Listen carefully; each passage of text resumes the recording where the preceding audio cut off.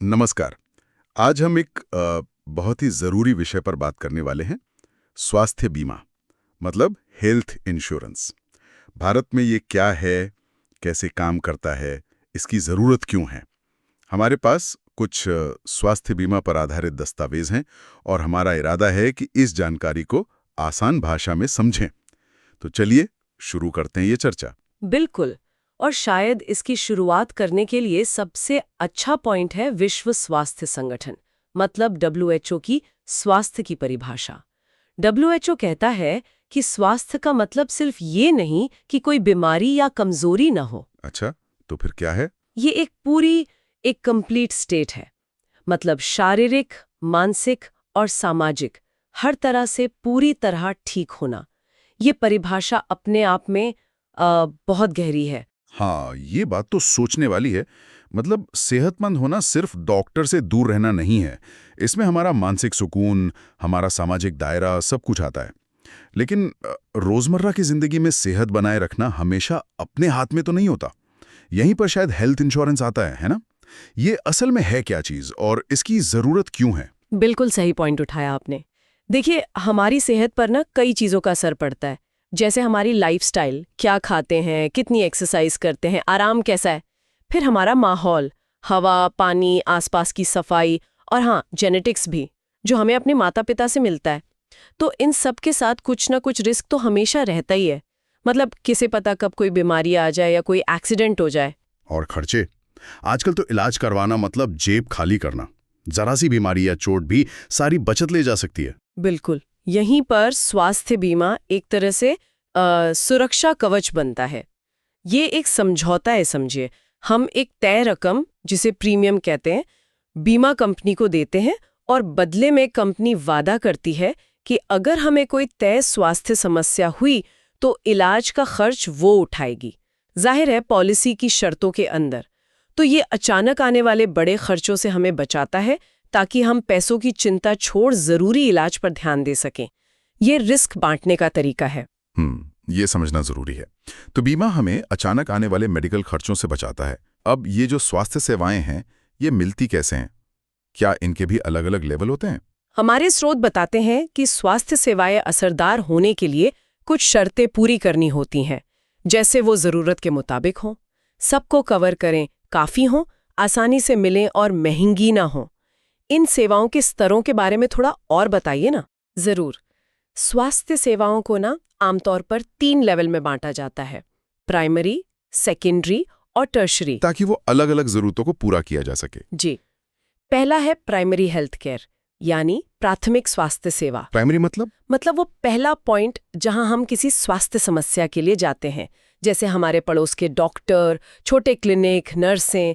यहाँ आम सर्दी, जुकाम, बुखार, छोटी मोटी चोट, इन सब का इलाज होता है। ये हेल्थ सिस्टम का बेस है, आप कह सकती हैं। जी।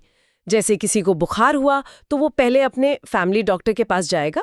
वो प्राइमरी केयर है। अच्छा, ये हुई पहली सीढ़ी। और अगर मामला थोड़ा सीरियस हो, मान लीजिए डॉक्टर कहे कि एडमिट होना पड़ेगा। हाँ, तब आता है दूसरा लेवल, सेकेंडरी हेल्थ केयर, द्वितीयक स्वास्थ्य सेवा। यहाँ स्पेशलिस्ट डॉक्टर और बड़े अस्पताल आते हैं। आमतौर पर प्राइमरी डॉक्टर ही मरीज को यहाँ भेजते हैं जब उन्हें लगता है कि मामला गंभीर है या खास जांच या इलाज चाहिए। इसमें अस्पताल में भर्ती होना पड़ सकता है, जैसे आपने कहा, एडमिट होना। मान लीजिए निमोनिया हो गया या कोई ऑपरेशन करवाना है। आईसीयू यानी इंटेंसिव केयर यूनिट, एम्बुलेंस सेवा, लैब टेस्ट, एक्सरे, ये सब इसी लेवल का हिस्सा है। ठीक है, प्राइमरी हुआ पहला कांटेक्ट, सेकेंडरी हुआ स्पेशलिस्ट इलाज और हॉस्पिटल। तो फिर तीसरा लेवल क्या है, टर्शरी? ये तो और भी खास लगता है। बिल्कुल। तीसरा और सबसे ऊंचा लेवल है टर्शरी हेल्थ केयर। यहाँ बहुत ही गंभीर और कॉम्प्लेक्स बीमारियों का इलाज होता है, जिसके लिए एकदम एडवांस टेक्नोलॉजी और बहुत ही कुशल डॉक्टरों की जरूरत होती है। जैसे मान लीजिए कैंसर का इलाज या कोई बड़ी हार्ट सर्जरी, ऑर्गन ट्रांसप्लांट यानी अंग प्रत्यारोपण, या फिर बहुत हाई रिस्क प्रेगनेंसी। यहाँ मरीज अक्सर सेकेंडरी लेवल से रेफर होकर आते हैं। इलाज भी लंबा चल सकता है। समझ गया। तो प्राइमरी, सेकेंडरी, टर्शरी, ये तीनों मिलकर एक पूरा सिस्टम बनाते हैं। अलग अलग जरूरत के लिए अलग इंतजाम। ये जानना जरूरी था। अब भारत जैसे बड़े और विविध देश में ये जो हेल्थ सिस्टम है, इस पर कई चीज़ों का असर पड़ता होगा। स्रोत बताते हैं कि जनसंख्या, सामाजिक बदलाव, लोगों की उम्र बढ़ना, इन सब का गहरा असर है। जरा इस पर रोशनी डालिए। बिल्कुल, भारत का हेल्थ सिस्टम कई बड़ी चुनौतियों और बदलावों से गुजर रहा है। पहला तो है डेमोग्राफिक्स, मतलब जनसंख्या से जुड़े ट्रेंड्स। हमारी आबादी बहुत बड़ी है और बढ़ भी रही है। इसका सीधा मतलब है हेल्थ सर्विसेज की डिमांड बढ़ना। साथ ही एक और बात हो रही है, हमारे यहाँ बुजुर्गों की संख्या बढ़ रही है। मेडिकल साइंस ने तरक्की की है तो लोगों की औसत उम्र बढ़ गई है। ये अच्छी बात है, पर इसका मतलब ये भी है कि उम्र से जुड़ी बीमारियां जैसे डायबिटीज, हार्ट प्रॉब्लम, गठिया, इनकी देखभाल की जरूरत भी बढ़ रही है। और आपने शहरीकरण का भी जिक्र किया। लोग गांव छोड़कर शहरों में आ रहे हैं, इसका क्या असर हो रहा है? हाँ, शहरीकरण बहुत तेजी से बढ़ रहा है। लोग बेहतर मौकों के लिए शहरों में आते हैं। इससे शहरों के हेल्थ इंफ्रास्ट्रक्चर पर बहुत दबाव पड़ता है। कई बार झुग्गी झोपड़ियों में रहने वालों को साफ पानी, सफाई, बेसिक हेल्थ केयर मिलना मुश्किल हो जाता है। और शहरों में लाइफस्टाइल भी बदल रही है।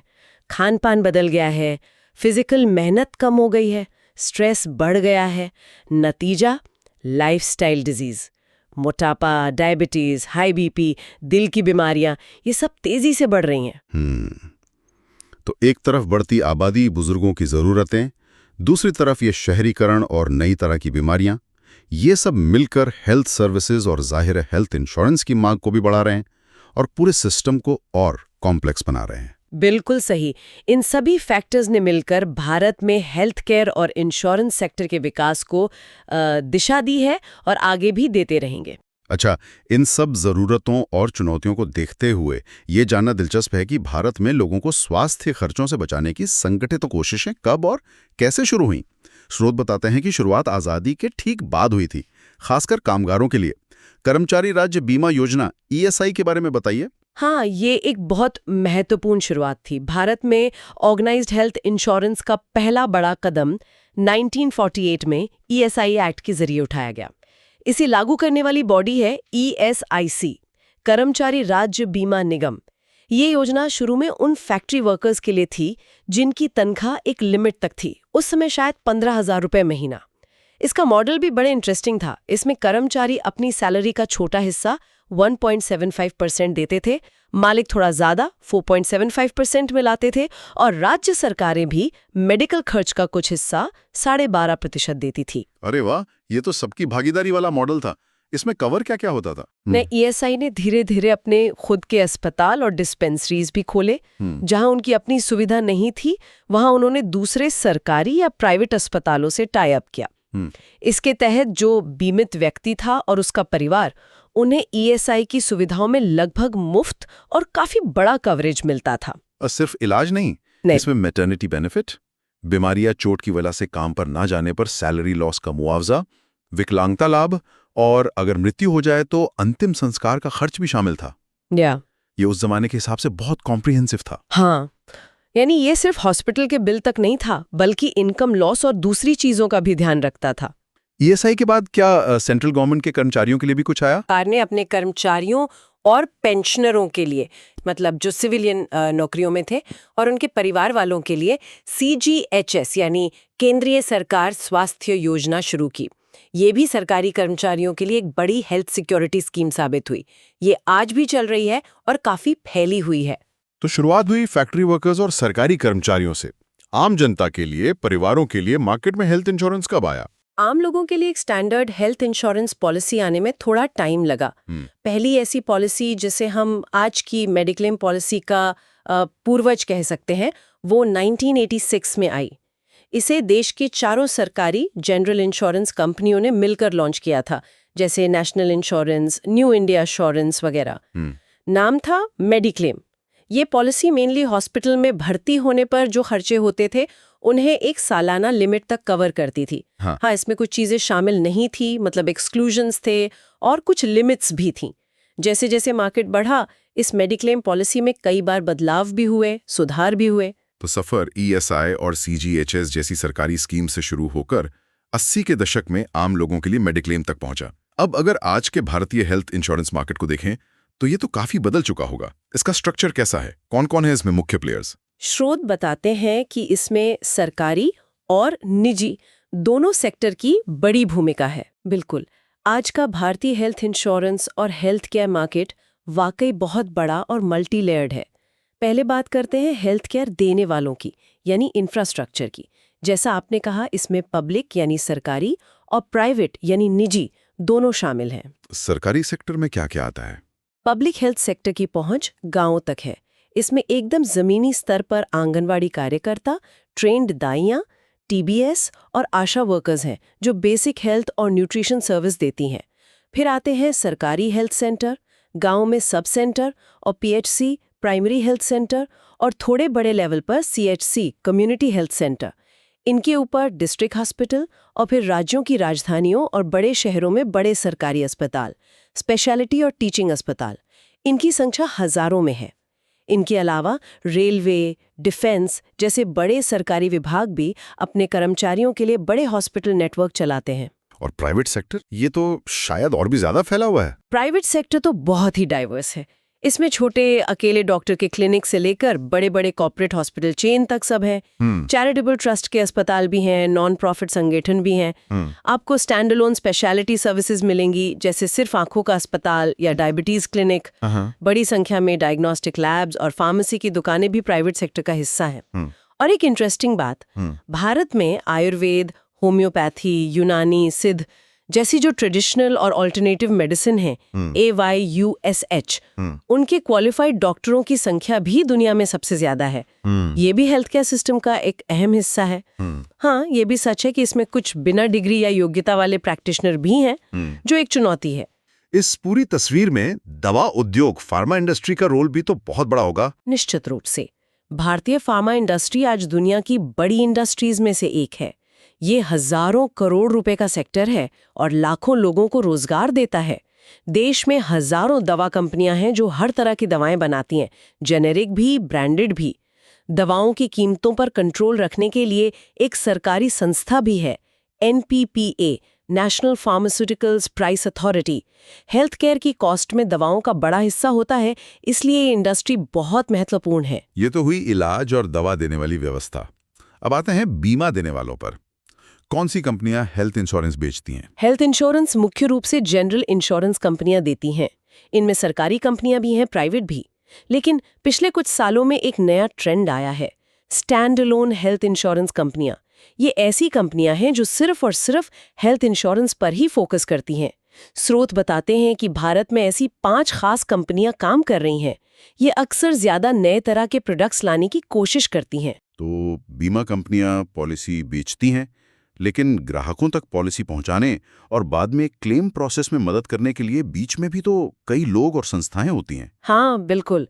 बीमा कंपनियों और ग्राहकों के बीच एक पूरा इकोसिस्टम काम करता है। इन्हें इंटरमीडियरीज यानी मध्यस्थ कहते हैं, और इन सबको रेगुलेट करता है IRDAI, insurance regulatory and development authority of India. इनमें शामिल हैं इंश्योरेंस एजेंट्स जो एक कंपनी के लिए काम करते हैं, इंश्योरेंस ब्रोकर्स जो ग्राहक को अलग अलग कंपनियों के प्रोडक्ट दिखा सकते हैं, और आजकल बहुत जरूरी हो गए हैं TPA, third party administrator. TPA का नाम तो काफी सुना है, इनका काम क्या होता है असल में? TPA असल में बीमा कंपनी और हॉस्पिटल या ग्राहक के बीच एक पुल का काम करते हैं। ये क्लेम प्रोसेस को हैंडल करते हैं, अस्पतालों के साथ नेटवर्क बनाते हैं, कैशलेस इलाज की सुविधा देते हैं। इनका मकसद क्लेम प्रोसेस को आसान बनाना होता है। हालांकि कभी-कभी इनके काम करने के तरीके पर सवाल भी उठते हैं। इनके अलावा अब बीमा वेब एग्रीगेटर्स भी हैं। ये ऑनलाइन प्लेटफॉर्म है जहां लोग अलग-अलग पॉलिसी कंपेयर करके खरीद सकते हैं। और सबसे नए हैं इंश्योरेंस मार्केटिंग फर्म्स जो बीमा के साथ दूसरे फाइनेंशियल प्रोडक्ट्स भी बेच सकती हैं। बाप रे, ये तो पूरा जाल है। बीमा कंपनियां, agent, brokers, TPA, online portal और इन सबको कंट्रोल करने वाला रेगुलेटर IRDAI।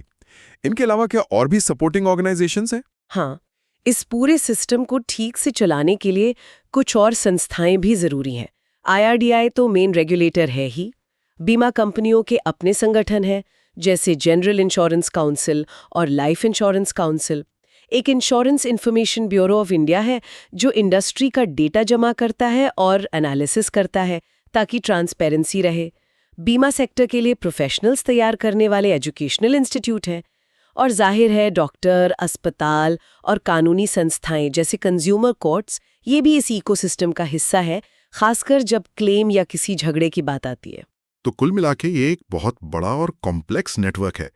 सरकार, सरकारी कंपनियां, प्राइवेट कंपनियां, छोटे बड़े अस्पताल, क्लिनिक, डॉक्टर, दवा कंपनियां, बीमा कंपनियां, तरह तरह के बिचौलिए और रेगुलेटर, ये सब मिलकर भारत के हेल्थ केयर और हेल्थ इंश्योरेंस मार्केट को चलाते हैं। बिल्कुल, और ये लगातार बदल रहा है। नई टेक्नोलॉजी आ रही है, नए नियम बन रहे हैं और ग्राहकों की उम्मीदें भी बदल रही हैं। ठीक है, तो आज की इस लंबी और काफ़ी जानकारी भरी चर्चा को समेटते हुए कुछ मुख्य बातें दोहरा लेते हैं। सबसे पहले हमने WHO की परिभाषा से समझा कि स्वास्थ्य सिर्फ बीमारी का न होना नहीं है, बल्कि एक कंप्लीट फिजिकल, मेंटल और सोशल वेलबींग की अवस्था है। हेल्थ इंश्योरेंस इसमें एक तरह से फाइनेंशियल सपोर्ट का काम करता है। हाँ, फिर हमने हेल्थ केयर के 3 लेवल देखे। प्राइमरी, पहला संपर्क, सेकेंडरी, स्पेशलिस्ट और हॉस्पिटल, और टर्शरी, सुपर स्पेशलिटी। ये समझना जरूरी है कि अलग अलग जरूरत के लिए अलग लेवल की केयर है और ये आपस में जुड़ी हुई हैं। एक और ज़रूरी बात ये थी कि भारत में ऑर्गेनाइज्ड हेल्थ इंश्योरेंस का इतिहास कैसे शुरू हुआ। 1948 की ESI स्कीम वर्कर्स के लिए एक बड़ा कदम था। फिर सरकारी कर्मचारियों के लिए CGHSI और 1986 में मेडिक्लेम के साथ आम लोगों के लिए कमर्शियल हेल्थ इंश्योरेंस की शुरुआत हुई। तब से मार्केट बहुत आगे बढ़ गया है। हमने ये भी देखा कि भारत में हेल्थ केयर देने में सरकारी और प्राइवेट दोनों सेक्टर की बहुत बड़ी और अलग-अलग भूमिका है।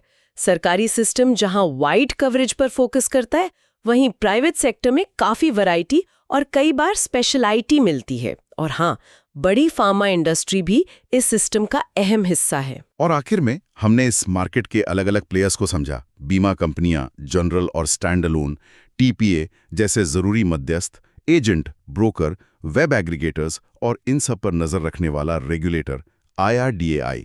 ये एक विशाल और पेचीदा इकोसिस्टम है। बिल्कुल, ये सारे पहलू मिलकर भारत के मौजूदा हेल्थ इंश्योरेंस सीन को बनाते हैं। इस सारी जानकारी के बाद एक सवाल मेरे मन में आ रहा है, जो शायद हमारे श्रोताओं के लिए भी सोचने लायक हो। जब बाजार इतना बड़ा है, इतना विविध और इतना जटिल है, जिसमें इतने सारे खिलाड़ी हैं, इतने तरह के प्रोडक्ट्स हैं, तो एक आम इंसान के लिए अपनी हेल्थ इंश्योरेंस पॉलिसी को ठीक से समझना कितना ज़्यादा ज़रूरी हो जाता है। क्या सिर्फ पॉलिसी खरीद लेना काफ़ी है, या उसकी शर्तों, उसके फ़ायदों, उसकी सीमाओं और ख़ासकर उसमें क्या शामिल नहीं है, यानी एक्सक्लूजन्स को बारीकी से पढ़ना और समझना आज के समय की एक अनिवार्य ज़रूरत बन गया है। आप क्या कहेंगी? ये एक बहुत ही अहम सवाल है। पॉलिसी के डॉक्यूमेंट्स अक्सर मुश्किल भाषा में होते हैं, पर उन्हें समझना वाकई बहुत ज़रूरी है। न सिर्फ सही कवरेज चुनने के लिए, बल्कि भविष्य में क्लेम के टाइम किसी भी तरह की गलतफहमी या दिक्कत से बचने के लिए भी। शायद ये अपने आप में एक अलग चर्चा का विषय हो सकता है कि पॉलिसी चुनते समय किन बातों का ध्यान रखें या क्लेम का प्रोसेस असल में कैसे काम करता है। ज़रूर, इस पर आगे बात हो सकती है। फिलहाल आज भारत में स्वास्थ्य बीमा की इस परिचयात्मक और गहन चर्चा में शामिल होने के लिए आप सभी का धन्यवाद।